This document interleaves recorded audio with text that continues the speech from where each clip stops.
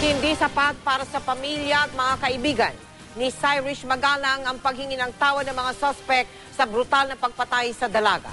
Mula sa Bacoor, sa Cavite, nakatutok live si Ian Cruz. Ian.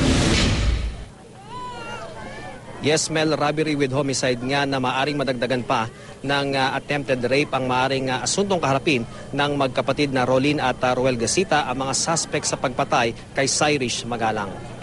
Yung kanilang binilan. Naiyak ang tindero ng gulay na si Rolin Gasita nang ipresenta kanina sa Bacoor Police Station kasama ang nakababatang kapatid na si Roel. Sila ang mga suspect sa karumal-dumal na pagpatay sa 20 anyos sa si Cyrus Magalang. Umaming si Rolin na siya ang sumaksak sa biktima. Nagawa raw niya ito dahil nasa impluensya raw sila ng droga. Nagtamo ng 49 na saksak ng screwdriver ang biktima.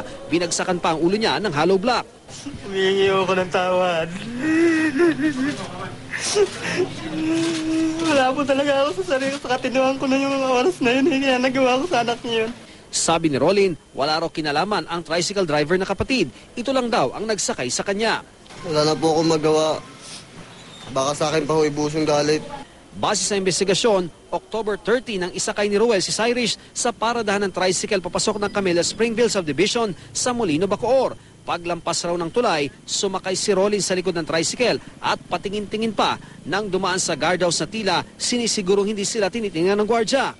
Sumilip din daw si Cyrus kaya nasiguro ng isang saksi na lula ng tricycle ng mga suspect ang biktima. Pagsapit sa madilim na bahagi ng lugar, imbes na kumaliwa ang tricycle, kumanan daw ito. Bumaba raw si Rolin para tabihan si Cyrus tsaka tinutukan ng screwdriver. Hold up lang daw sana ang pakay ng mga suspect. Nung sinakyan na nitong Rolin, itong panganay, yung tricycle at inipit niya yung bata, tinarik nila eh. Sabi nila, kukunin lang namin yung gamit mo, dadaling ka namin sa kubo, mula sa kubo iiwan ka namin. Kaya yung bata, at that time, hindi muna nagre-resist eh.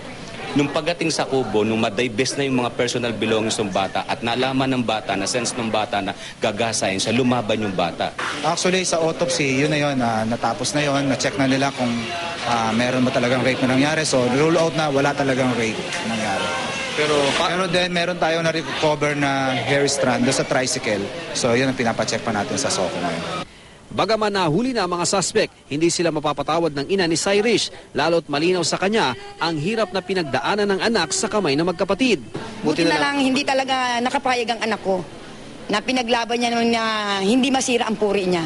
Hanggang sa siguro kahit mamatay na lang siya talagang hindi siya pumayag. Ganun po ba siya talaga? Fighter siya? Fighter ang anak ko kaya alam ko kung hindi lang siya siguro naunahan, lalaban siya. Ang mga kaklase sa high school ni Cyrus, labis din ang pagkabigla. Humihingi daw sila ng tawad. Sa tingin mo, enough na yung paghingi nila ng tawad? Hindi po kasi hindi nila mababalik si Cyrus. Hindi nila mababalik yung achievements ni Cyrus. Nakiramay rin at nagpahayag ng pagtulong sa kaso si VACC Chairman Dante Jimenez at iba pa nilang miyembro. We will really urge again this legislation, this legislative body, itong mga kongresista na i-reimpose natin, ibalik ulit sa statute ang death penalty law.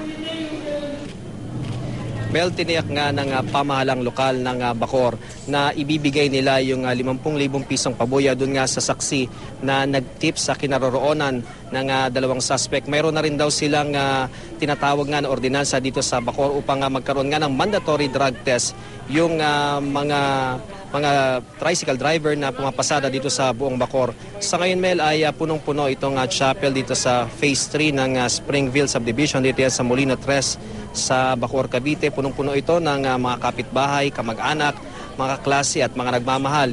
Ito nga kay Cyrus Magalang. Yan muna ang latest mula rito sa Bacoor, Cavite. Balik sa iyo, Mel. Maraming salamat sa iyo, Ian Cruz.